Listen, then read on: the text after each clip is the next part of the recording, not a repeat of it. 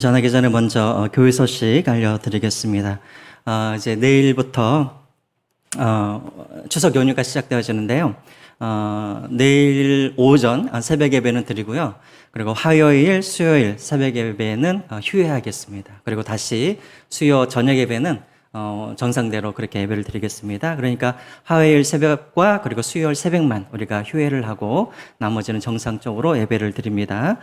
참석하시는데 착오 없으시기 바랍니다.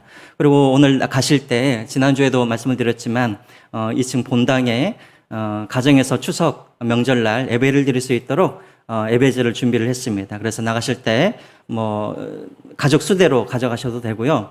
또 홈페이지에 또 올려놨습니다. 그래서 여러분들이 홈페이지에 들어가셔서 다운받아서 이렇게 카톡으로 그렇게 스마트폰으로 그렇게 보셔도 괜찮습니다. 또 그렇게 이용하시고요.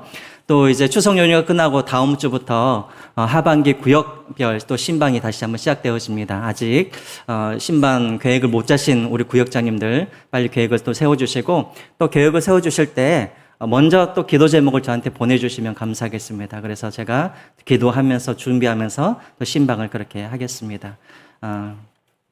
네. 여기까지고요. 오늘 우리에게 주실 하나님의 말씀은 마가복음 3장 20절부터 35절까지 말씀입니다. 마가복음 3장 20절부터 35절까지 말씀입니다.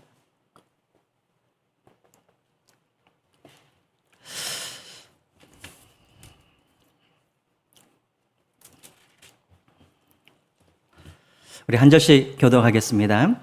집에 들어가시니 무리가 다시 모임으로 식사할 겨를도 없는지라. 예수의 친족들이 듣고 그를 붙들어 나오니 이는 그가 미쳤다 하밀러라. 예루살렘에서 내려온 서기관들은 그가 바알세불이 집혔다 하며 또 귀신의 왕을 힘입어 귀신을 쫓아낸다 하니, 예수께서 그들을 불러다가 비유로 말씀하시되 사탄이 어찌 사탄을 쫓아낼 수 있느냐. 또 만일 나라가 스스로 분쟁하면 그 나라가 설 수 없고, 만일 집이 스스로 분쟁하면 그 집이 설 수 없고, 만일 사탄이 자기를 거슬러 일어나 분쟁하면 설 수 없고 망하느니라. 사람이 먼저 강한 자를 결박하지 않고는 그 강한 자의 집에 들어가 세간을 강탈하지 못하리니 결박한 후에야 그 집을 강탈하리라. 내가 진실로 너에게 이르노니 사람의 모든 죄와 모든 모독하는 일은 사하심을 얻되 누구든지 성령을 모독하는 자는 영원히 사하심을 얻지 못하고 영원한 죄가 되느니라 하시니, 이는 그들이 말하기를 더러운 귀신이 들렸다 하밀어라. 그때 예수의 어머니와 동생들이 와서 밖에 서서 사람을 보내어 예수를 부르니, 무리가 예수를 들러 앉았다가 여짜오되 보소서 당신의 어머니와 동생들과 누이들이 밖에서 찾나이다. 대답하시되 누가 내 어머니이며 동생이냐 하시고, 둘러 앉은 자들을 보시며 이르시되 내 어머니와 내 동생들을 보라. 누구든지 하나님의 뜻대로 행하는 자가 내 형제요 자매요 어머니니라. 아멘. 네. 이번 명절에 여러분들의 가정에 또 하나님의 차고 넘치는 은혜와 축복이 가득하시기를 축복합니다. 오늘 이 본문 말씀을 통하여서 하나님께서 우리에게 말씀하고자 하시는 것들이 있습니다. 특별히 교회를 여러분들이 생각하실 때, 여러분들은 교회를 생각하실 때 어떤 그런 이미지들이 떠오르십니까? 교회 하면 어떤 이미지들이 많이 떠오르세요? 교회 하면 교회는 그리스도의 몸이다, 이런 생각을 이미지도 떠오를 수도 있고, 또 교회는 하나님의 군대다, 또 교회는 이게 복음을 전하는 구원선이다, 여러 가지 이미지가 떠오를 수 있지만, 또 성경에서 교회 하면은 또 많이 강조하는 것들이 무엇이냐면 교회는 한 가족이다라는 것을 또 많이 강조를 하고 있습니다. 오늘은 이 본문이 바로 거기에 대한 이야기입니다. 교회는, 하나님이 우리를 교회로 부르시는 이유는 우리로 하여금 한 가족 되게 하시기 위하여서 우리를 부르셨다라는 것을 말씀하고 있습니다. 오늘이 바로 그 본문인데요. 먼저 여러분 오늘 본문을 한번 보시면 좀 본문이 깁니다. 여러분 21절을 한번 보시면, 21절을 보시면은 예수님의 누구에 대한 이야기가 나오냐면 예수님의 친족에 대한 이야기가 나옵니다. 예수님의 친족들이 예수님을 찾아오는 이야기가 나오고요. 근데 여기서 말하는 친족은 예수님의 가족 이야기를 하죠. 근데 갑자기 22절부터는 또 누구의 이야기가 나오냐면 서기관의 이야기가 또 갑자기 나와요. 그래서 서기관들과 논쟁하는 이야기가 나오다가 갑자기 또 31절부터 보시면은 우리가 이미 보았지만 또 예수님의 가족 이야기가 또 다시 나옵니다. 자, 그러니까 좀 여러분 좀 보시면은 구조가 좀 그렇죠. 예수님의 가족 이야기가 나오다가 갑자기 서기관 이야기가 나오다가 다시 예수님의 가족 이야기가 나오다가 구조가 그렇게 되어 있습니다. 이것을 어떤 구조라고 말하냐면 보통 샌드위치 구조라고 합니다. 샌드위치 구조. 다시 말하면 우리가 보기에는 서로가 뭔가 좀 연결이 안 되는 것 같지만 가족 이야기, 서기관 이야기, 다시 가족 이야기, 이 말은 무엇이냐면 서로가 다 연결되어 있다라는 그런 의미인 것이죠. 자, 그래서 오늘 이 본문을 통하여서 하나님께서 우리에게 주시는 메시지들을 우리가 한번 발견해보는 그런 시간 갖겠습니다. 먼저 21절입니다. 우리 21절 같이 한번 읽어볼까요? 시작. 예수의 친족들이 듣고 그들을 붙들러 나오니 이는 그가 미쳤다 함이로라 라고 되어 있습니다. 지금 예수님께서 사람들을 이제 모아서 하나님의 나라의 복음을 그렇게 가르치고 있는데 예수님의 친족들이 예수님을 찾아왔다라고 말을 해요. 자, 그런데 여기서 예수님의 친족이라는 게 누구인가? 같은 내용을 다루고 있는 마태복음이라든가 또 우리가 이미 읽었지만 여러분 32절에 보면은 이 친족들이 누구냐면 바로 예수님의 어머니 그리고 예수님의 형제들 그리고 예수님의 누이들이라고 그렇게 되어 있습니다. 다시 말하면 지금 예수님의 가족들이 지금 예수님께 나와왔어요. 근데 예수님께 왜 나왔냐면 거기에 뭐라고 나와 있습니까? 그를 붙들러 나왔다라고 되어 있죠. 여러분 여기서 붙들다라는 이 말은 무슨 말이냐면 체포하다라는 그런 말이에요. 그러니까 이 단어가 어디에 나와 있냐면 뒤쪽에 가시면 예수님께서 이 로마 병정들에게 체포당하실 때 그때 체포하다는 이 단어와 여기서 붙들다라는 이 말이 똑같은 단어예요. 다시 말하면 예수님의 가족들이 지금 예수님을 찾아온 이유는 무엇이냐면 예수님을 체포하러 온 거예요. 체포하러. 왜 예수님을 체포하러 왔는가? 그 뒤에 보면 뭐라고 나왔습니까? 예수님이 미쳤다 함이로라. 다시 말하면 이 예수님의 가족들은 원래 어디에서 살고 있었냐면 나사렛에서 살고 있었어요. 근데 나사렛까지 어떤 소문이 퍼져 거기까지 들리게 되어지냐면 예수님이 미쳤다라는 소문이 예수님의 가족들에게 전달된 거예요. 여러분 우리가 이미 마가복음 앞에 우리가 많이 이렇게 내용을 다루었지만 어떤 소문이 여러분 또 돌아다녔을까요?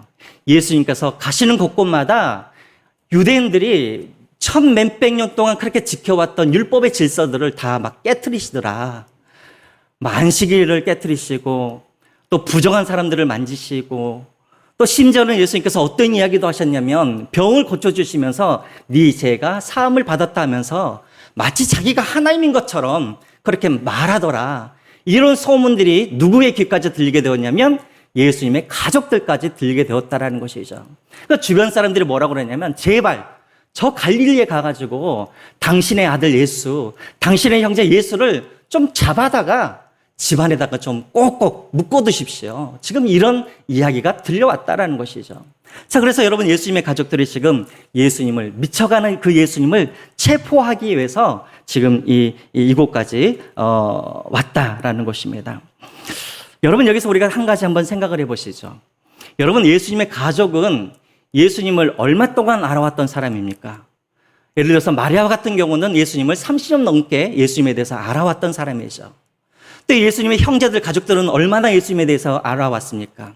적어도 20년, 30년 동안 예수님 가까이에서 예수님에 대해서 오랫동안 알고 왔던 사람들이었습니다. 자, 그런데 문제는 무엇이냐면 이들은 예수님에 대해서 오랫동안 알고 있었지만 지금도 예수님이 누구이신지, 예수님이 왜 이 땅에 오셨는지, 그리고 왜 예수님께서 지금 귀신들을 쫓아내시고 왜 예수님께서 돌아다니시면서 제자들을 세우시고 왜 예수님께서 귀신을 쫓아내는 그런 일들을 하시는지 그 이유를 이 가족들은 알지 못했다라는 거예요. 자, 핵심은 여기입니다. 오랫동안 예수님에 대해서 알고는 있었지만 그러나 그 시간에 비해서 이들은 예수님이 정말 누구이신지, 왜 오셨는지, 지금 무슨 일을 하는지 이들은 도통 그것을 깨닫지 못했다라는 것입니다. 여러분 우리도 마찬가지예요. 제가 우리 교회 와서 보니까는 교회를 다니신 지 30년, 40년 되신 분들 꽤 많으시더라고요. 교회 20년 다니신 분들은 명함도 못 내밀 정도로 어렸을 때부터 그렇게 오랫동안 예수님을 믿었던 분들이 참으로 많아요.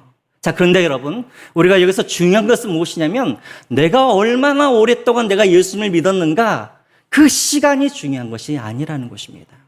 우리가 아무리 교회를 오래 다니건, 내가 30년, 40년을 다니건, 또 내가 목사님의 무슨 자녀로 태어나건, 또 내가 무슨 믿는 집안에 태어나건, 이 시간이 문제가 아니라 그렇게 오랫동안 예수님을 믿어도 예수님이 왜 이 땅에 오셨는지, 예수님이 누구신지 그것을 아직도 모르면서 살아가는 사람들이 많이 있다는 것입니다. 제가 전에도 여러분들에게 한번 이야기를 한번 드린 적이 있는데요. 여기 가까이에 가까운 대학에서 생명공학을 지금 가르치고 계시는 교수님이 계세요. 그분은 어렸을 때부터 모태신앙인이었어요. 그리고 교회에서 구역장도 하시고, 그리고 또 안수 집사님이었고, 교회에서 뭐 회계도 담당하시고 아주 중요한 일들을 하시는 분이었어요. 그래서 30년, 그때 당시에는 30 중반 정도 됐으니까 30 몇 년 동안 예수님을 믿었던 분이었는데, 어느 날 저한테 와가지고 뭐라고 그러시냐면, 목사님, 도저히 예수님이 믿어지지가 않는다라는 거예요. 그렇게 예수님을 많이 알아왔고, 교회도 열심히 다녔고, 오랫동안 다녔는데, 자기는 아직도 예수님이 살아계시는지, 그리고 아직도 예수님이 역사적으로 정말 이 땅에 오신 분이었는지, 자기는 아직도 믿어지지가 않는다라는 거예요. 믿고 싶은데 믿어지지가 않는다라는 것입니다. 여러분, 그래요. 시간을 내가 오랫동안 예수님에 대해서 알아왔다 그래서 우리가 예수님을 믿는 것은 아니라는 것입니다. 자, 그러면 왜 그런 일들이 벌어질까요? 두 번째, 여기에 대해서는 이따가 또 말씀을 드리겠습니다. 두 번째, 또 어떤 사람이 등장을 하게 되냐면 서기관이라는 사람이 등장을 하게 돼요. 여러분, 한번 22절 한번 보겠습니다. 자, 22절 같이 한번 읽어볼까요? 시작. 예루살렘에서 내려온 서기관들은 그가 바알세불이 집혔다 하며 또 귀신의 왕을 힘입어 귀신을 쫓아낸다 하니라. 예. 예루살렘으로부터 누가 왔냐면 서기관이라는 사람이 내려왔습니다. 자, 그리고 그 서기관이 예수님을 졸졸졸 쫓아다니다가 결국은 예수님이 어떤 분이라고 결론을 내렸냐면, 예수님은 바알세불이 집혔다. 여러분, 여기서 바알세불이라는 말은 무슨 말이냐면 바로 귀신의 왕이라는 뜻을 가지고 있습니다. 귀신의 왕. 그리고 거기에서 집혔다라는 말은 무슨 말이냐면 사로잡혔다라는 말입니다. 붙잡혔다는 말. 다시 말하면 서기관들이 예수님을 보니까는 막 귀신을 쫓아내고 병을 고쳐주고 이런 것을 이게 보면서 이 서기관들이 예수님 보고 뭐라 그러냐면, 저 사람은 귀신의 왕인 바알세불에 의해서 붙잡혀서 귀신의 어떤 그런 수단으로, 도구로 지금 그렇게 사용되고 있다라고 그렇게 예수님을 비난하고 있었다라는 것이죠. 여러분, 너무나 황당하지 않습니까? 자, 그래서 그 이야기를 들은 예수님께서 뭐라고 대답을 하시냐면 26절을 한번 보시죠. 26절에 예수님이 이렇게 말씀하십니다. 만일 사탄이 자기를 거슬러 일어나 분쟁하면 설 수 없고 망하느니라 라고 되어 있습니다. 여러분, 무슨 말입니까? 만약에 내가 사단의 영을 받아서, 그래서 내가 사단의 명을 받아서 내가 귀신을 쫓아낸다고 한다면 어떻게 같은 편을 그렇게 쫓아내고 같은 편을 그렇게 멸할 수가 있겠느냐? 그런 나라가 어떻게 온전히 설 수 있겠느냐라고 그렇게 예수님께서 말씀하고 있다는 것입니다. 다시 말하면 그 말은 말이 안 되는 소리라라고 지금 예수님께서 이야기하고 있습니다. 자, 여러분, 여기에서 이제 우리가 한 가지 생각할 것은, 그러면 서기관이 대체 누구냐라는 것이죠. 서기관. 여러분, 서기관이라는 말 많이 들어보셨죠? 성경에서. 이 서기관이라는 사람이 누구냐면 바로 율법을 필사하는 사람들입니다. 율법을 필사하는 사람. 다시 말하면 옛날에는 인쇄소가 없기 때문에 성경을 어떻게 만들었냐면 바로 이 서기관이라는 사람들이 성경을 갖다가 필사를 해가지고 이렇게 성경을 이렇게 만들어내는 사람이 바로 이 서기관들의 역할이었어요. 근데 이 서기관들은 대부분 이 성경을 어떻게 성경에 대해서 어느 정도 성경을 알고 있냐면 대부분의 구약의 그 성경의 모든 내용들을, 구절들을 다 머릿속에 외우고 다녔던 사람이었습니다. 그러니까 여러분, 이들은 누구였냐면 성경에 대해서는 척척 박사들이 바로 이 서기관들이었다라는 것이죠. 그래서 여러분, 제사장들이 이렇게 어디를 돌아다닐 때 항상 옆에 누가 다녔냐면 서기관들이 그 옆을 따라다녔어요.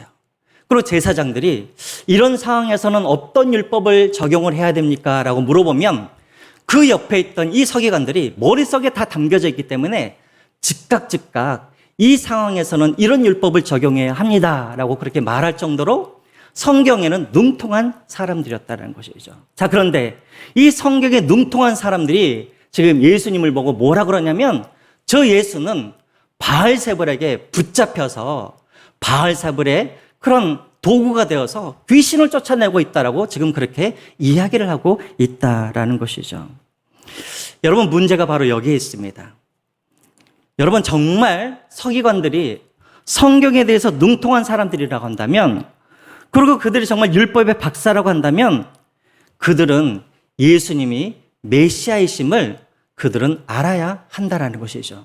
그 이유가 무엇이냐면 여러분, 누가복음 24장 44절을 한번 보시기 바랍니다. 누가복음 24장 44절. 자, 이런 말씀이 있죠. 한번 보여주시겠어요? 없습니까? 제가 읽겠습니다. 또 이르시되 내가 너희와 함께 있을 때 너희에게 말한 바 곧 모세의 율법과 선지자의 글과 시편에 나를 가리켜 기록된 모든 것이라고 되어 있습니다. 여러분, 이 말씀은 무슨 말이냐면 바로 예수님께서 말씀하시는 바인데 모세의 모든 율법들, 그리고 선지자의 글들, 그리고 시편의 모든 시편들은 다 누구를 보여주기 위한 글들이냐고 한다면 바로 메시아인 나를 위해서 기록한 말씀이라고 지금 예수님께서 그렇게 말씀하고 있다라는 거예요. 그러면 여러분, 이 말은 무슨 말이냐면 정말 서기관들이 성경에 능통하고 율법을 잘 알았다면 그들은 무엇을 깨달아야 했냐면 바로 예수님께서 메시아로 이 땅에 오셨다라는 것을 그들은 알아야 했다라는 것이죠. 자, 그런데 여러분, 지금 이 서기관들이 예수님을 뭐라고 그럽니까? 그를 메시아라고 인정하지 않고 오히려 그가 바알세불의 그런 붙잡힘을 받아서 바알세불의 그런 도구가 되고 있다라고 그렇게 예수님을 모욕하고 있다라는 것이죠. 자, 그래서 여러분, 그 말을 듣고 예수님께서 뭐라고 하시냐면 28절과 29절에 이렇게 말씀을 하십니다. 여러분, 28절 같이 한번 읽어볼까요? 시작. 내가 진실로 너에게 이르노니 사람의 모든 죄와 모든 모독한 일은 사함을 얻되. 29절입니다. 누구든지 성령을 모독하는 자는 영원히 사하심을 얻지 못하고 영원한 죄가 되느니라 하시니라. 여러분, 여기서 우리가 참 유명한 말씀이죠. 예수님께서 그 서기관의 이야기를 들으시면서 뭐라 그러냐면 지금 너희들은 성령을 모독하는 자들이라 라고 그렇게 이야기를 하고 있습니다. 여러분, 그런 이야기 많이 들어보셨죠? 성령 모독죄. 이 성령 모독죄를 지으면은 영원히 용서를 받지 못하고 하나님의 심판을 받는다라는 그런 말씀 많이 들어보셨을 것입니다. 아마 저도 어렸을 때 그런 이야기를 많이 들었던 것 같아요. 성령 모독죄를 지으게 되어지면 하나님께 용서를 받지 못하고 영원한 지옥에 빠지게 될 것이다. 여러분, 성령 모독죄라는 게 무엇일까요? 성령 모독죄. 뭐가 성령 모독죄입니까? 저는 어렸을 때 어떤 이야기까지 들었냐면 목사님이 말씀하시는 것을 듣지 않고 목사님한테 이렇게 순종하지 않으면은 그것이 바로 성령 모독죄라는 그런 이야기도 들어본 것 같고요. 또 하나님께 원망하고 하나님께 불평하고 또 하나님을 욕하고 이것을 갖다가 또 성령 모독죄라고 하는 분들도 있었습니다. 여러분, 성령 모독죄라는 게 대체 뭘까요? 성령 모독죄. 28절에 보면은 하나님이 용서를 못 해주는 죄가 하나도 없다고 그랬는데 왜 이 성령 모독죄만큼은 하나님이 용서를 해줄 수가 없고 영원한 심판에 들어가게 된다라고 말씀을 했을까요? 여러분, 저를 한번 보세요. 저를 한번 보세요. 여러분, 성령님께서 하시는 일이 무엇입니까? 제가 예전에 여러분들에게 한번 그런 이야기를 들었는데요. 구원에 있어서 성부 하나님 하시는 일은 무엇이냐면 성부 하나님은 구원을 계획하시는 일을 하셨고요. 성자 하나님은 어떤 일을 하시냐면 성부 하나님이 계획하신 그 구원을 이 성자 하나님이 십자가에 못 박혀 달리심으로 말미암아 그 구원을 성취한 일을 하셨습니다.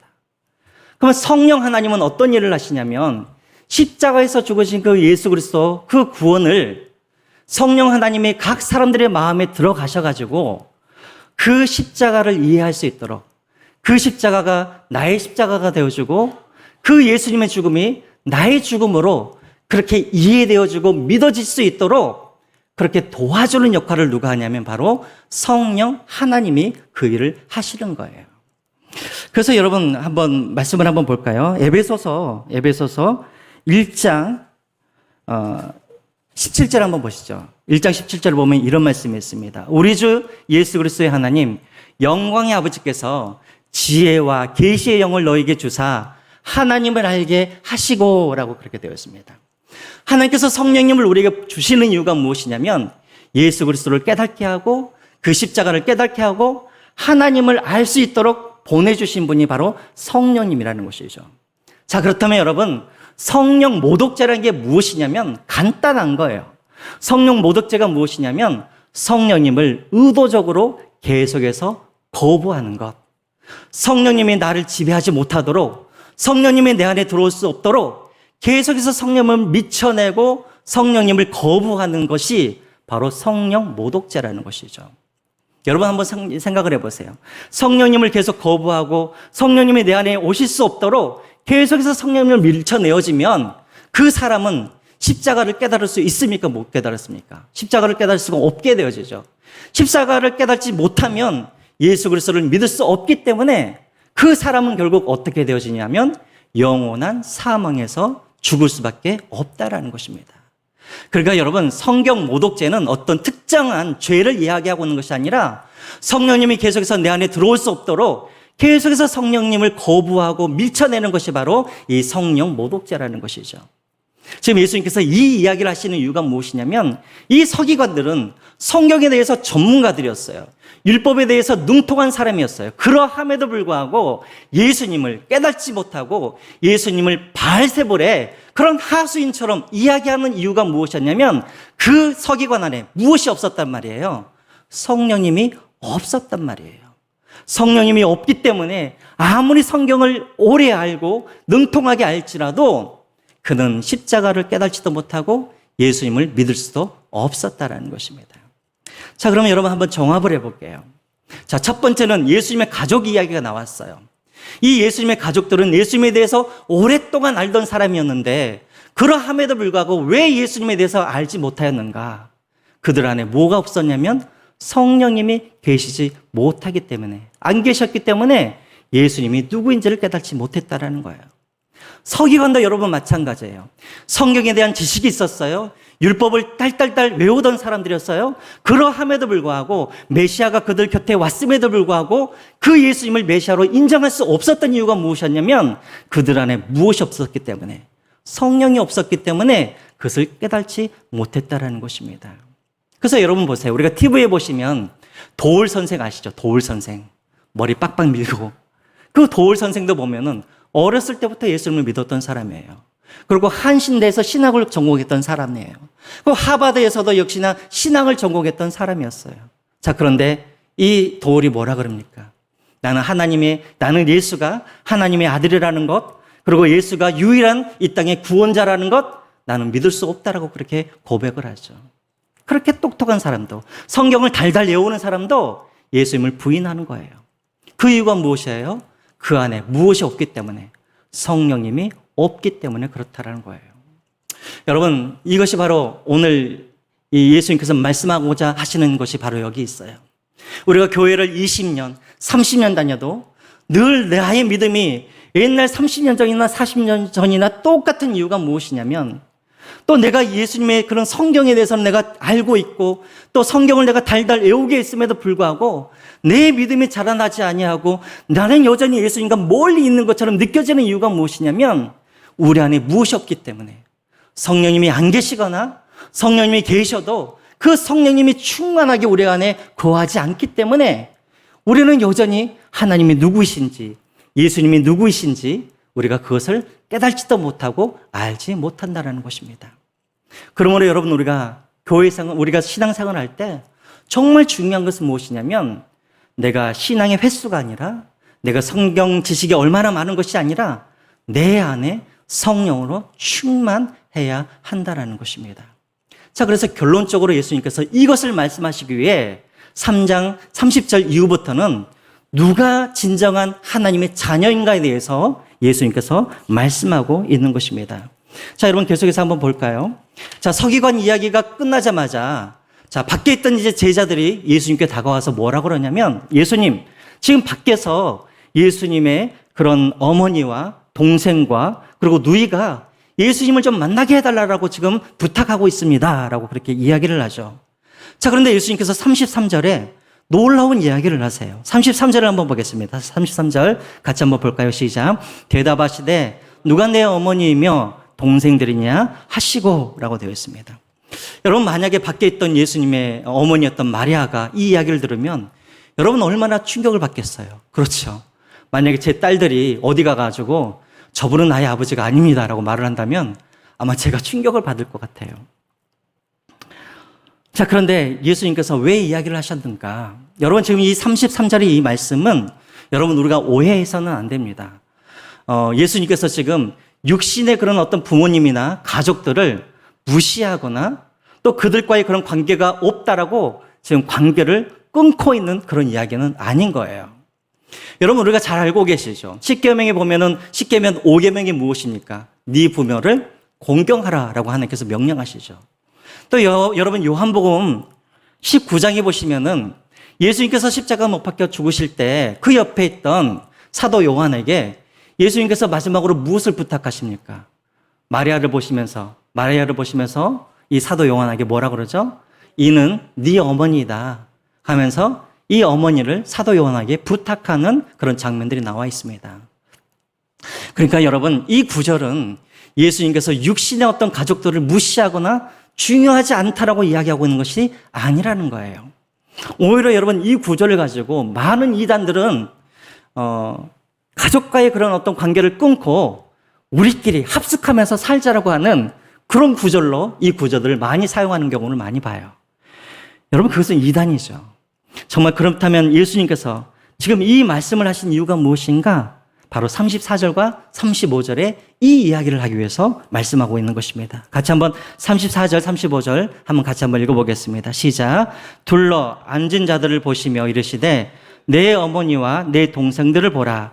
누구든지 하나님의 뜻대로 행하는 자가 내 형제요 자매요 어머니니라 라고 되어 있습니다. 여러분, 지금 예수님께서 이 말씀을 하신 이유가 무엇이냐면 하나님의 나라가 어떤 나라인지를 예수님께서 보여주시기 위함이라는 거예요. 여러분, 하나님의 나라는 어떤 나라냐면 하나님의 나라는 바로 이와 같이 가족과 같은 나라가 바로 하나님의 나라라는 것입니다. 누구든지 형제요 자매인 나라가 바로 하나님의 나라라는 것이죠. 여러분, 35절을 보시면 누구든지라는 말이 나와 있죠. 여기서 말하는 누구든지란 그 사람의 신분이 어떠하든지 또 그 사람의 재산이 많든지 적든지 그 사람이 많이 배웠든지 안 배웠든지 모두가 하나님의 나라에서는 한 형제요 한 자매라는 것을, 우리가 한 가족이라는 것을 지금 말씀하고 있는 것이죠. 자, 그런데 누구든지라고 되어 있지만 한 가지 조건이 있습니다. 누가 하나님의 가족이냐면 그 누구든지 다음에 뭐라고 나와 있습니까? 하나님의 뜻대로 행하는 자, 이들이 바로 내 형제요 내 자매다라고 말씀하고 있죠. 자, 여러분, 저를 한번 보십시오. 저를 한번 보세요. 여러분, 누가 하나님의 뜻을 알 수가 있을까요? 여러분, 누가 하나님의 마음을 알 수 있을까요? 앞에서 보았던 것처럼 예수님을 30년, 40년 동안 예수님에 대해서 알고 있는 사람들이 하나님의 뜻과 마음을 알 수가 있을까요? 또 여러분, 앞에서 석유관을 보았던 것처럼 성경에 통달하고 성경을 외우고 다니는 사람들이 하나님의 뜻과 하나님의 마음을 알 수 있을까요? 누가 하나님의 마음과 뜻을 알 수 있습니까? 그 안에 성령님이 계시는 자. 그래서 그 안에 성령님이 충만히 계셔서 하나님의 뜻과 하나님의 마음을 알고 있는 자, 이 사람들이 바로 형제요 자매라는 것입니다. 여러분, 고린도전서 2장 10절과 11절 말씀입니다. 우리 같이 한번 읽어볼까요? 같이 한번 읽어보겠습니다. 시작. 오직 하나님이 성령으로 이것을 우리에게 보이셨으니 성령은 모든 것 곧 하나님의 깊은 것까지도 통달하시느니라. 11절 말씀입니다. 사람의 일을 사람의 속에 있는 영 외에는 누가 알리요? 이와 같이 하나님의 일도 하나님의 영 외에는 아무도 알지 못하느니라. 여러분, 누가 하나님의 뜻을, 누가 하나님의 마음을 알 수가 있다고요? 오직 우리 마음 가운데 성령이 와 계시는 그런 사람들, 성령으로 충만한 사람들, 그리고 성령의 지배를 받는 사람들만이 바로 하나님의 뜻을 알고 그리고 하나님의 뜻대로 행할 수 있다라는 것입니다. 이런 사람들이 모이는 곳이 바로 교회예요. 이런 사람들이 모여 사는 곳이 바로 하나님의 나라라는 것입니다. 여러분, 하나님은 우리를 어떤 사람으로 부르셨냐면 한 가족으로 하나님이 우리를 부르셨습니다. 이것을 위해서 하나님은 우리에게 무엇을 주셨냐면 성령님을 부어주셔서 우리로 하여금 하나님을 알게 하고 예수 그리스도를 알게 하고 십자가의 그 의미를 깨닫게 하고 그리고 십자가가 믿어지게 하여서 우리를 어떻게 하냐면 한 가족으로 만드셨다라는 것이죠. 에베소서 여러분 2장 13절을 한번 보시기 바랍니다. 에베소서 2장 13절 한번 같이 한번 읽어볼까요? 시작. 이제는 전에 멀리 있던 너희가 그리스도 예수 안에서 그리스도의 피로 말미암아 가까워졌느니라. 여러분, 옛날에 우리는 어떤 사람들이었냐면 서로 상관이 없는 사람들이었어요. 당신은 당신이었고 나는 나였습니다. 서로 멀리 있던 사람들이었는데 누구로 말미암아? 그리스도의 피로 말미암아 우리는 가까워졌다라는 것이죠. 왜 그렇습니까? 왜 하나님께서 우리를 가까이 하셨는가? 19절 말씀입니다. 에베소서 2장 19절 말씀 한번 보여주시겠어요? 시작. 그러므로 이제부터 너희는 외인도 아니요 나그네도 아니요 오직 성도들과 동일한 시민이요 하나님의 권속이라. 여기서 말하는 하나님의 권속이라 할 때 이 권속이 무엇이냐면 바로 우리가 한 가족이라는 것입니다. 여러분, 하나님이 우리를 부르신 이유 다른 것이 아닙니다. 우리를 한 가족으로 부르시고 그래서 서로가 서로를 형제요 자매요 그렇게 서로 사랑을 나누기 위해서 하나님은 우리를 부르셨다라는 것입니다. 그래서 여러분 초대교회를 한번 보십시오. 초대교회 보시면 사도행전 2장의 첫 부분에는 오순절에 성령 강림하시는 그런 장면들이 나와 있는데요.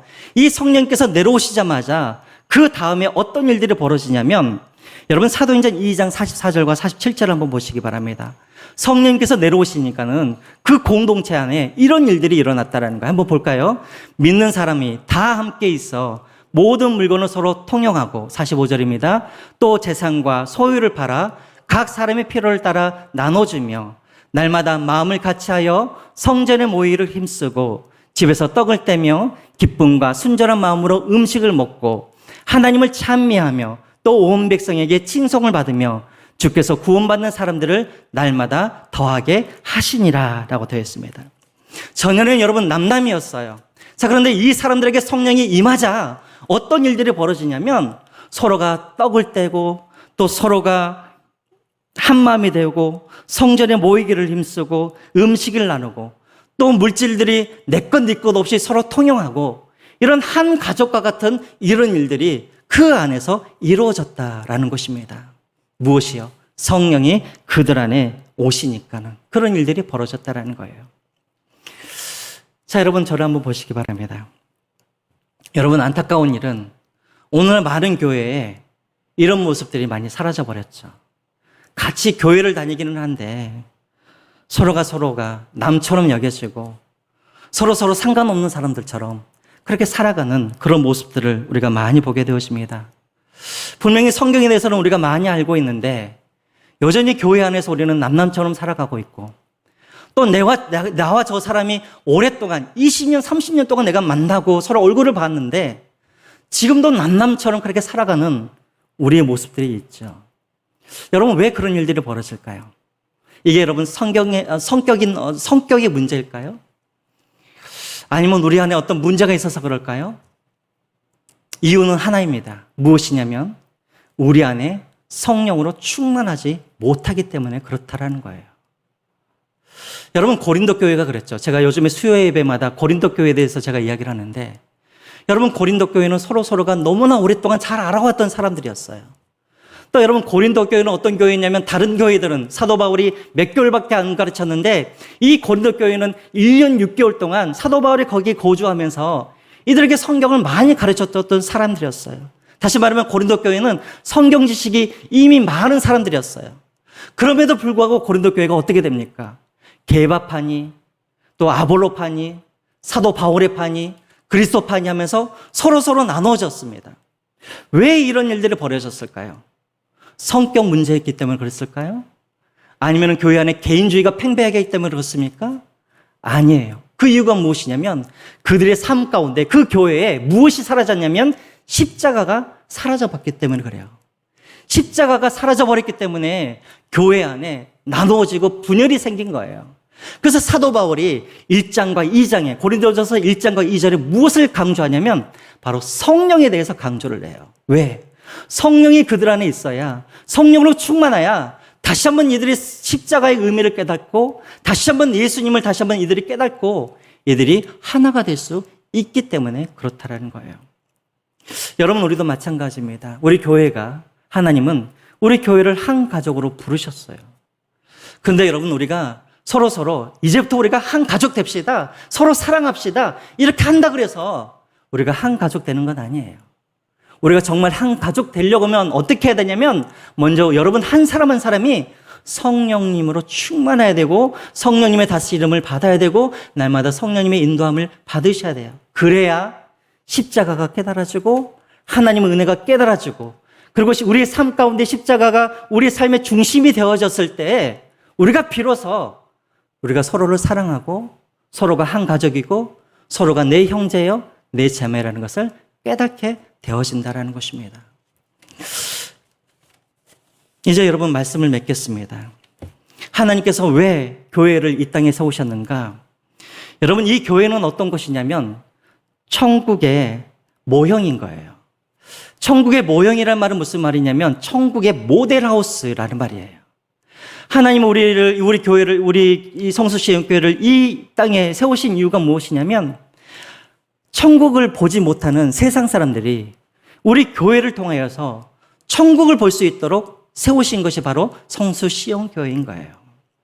여러분, 우리가 어떤 모습을 보여줘야 될까요? 하나님의 나라라는 것이 이런 나라라는 것을 보여줘야 되는데 우리가 보여줘야 할 그 모습이 무엇이냐면 우리가 한 가족처럼 서로가 서로를 사랑하고 위로하고 서로 나누고 물질로 돕고 함께 울어주고 함께 축하해주고 내 자식 네 자식이 없이 서로 자녀들을 같이 양육하고 이런 가족과 같은 이런 모습들을 이 세상에 보여주시기 위해서 하나님이 바로 우리 성수시행교회를 이곳에 불러주신 거예요. 바로 우리를 통해서 천국을 보여주기 위함인 것이죠. 이것을 위해서 우리가 해야 할 일은 무엇이냐면 우리 한 사람 한 사람이 성령으로 충만해야 한다는 것입니다. 물론 성경 지식 많이 하는 것도 중요하죠. 또 교회를 오래 다니는 것도 중요하죠. 하지만 성령님이 우리 안에 충만히 거하지 아니하고 성령님께서 우리가 동행하지 아니하면 여러분 아무런 소용이 없다라는 것입니다.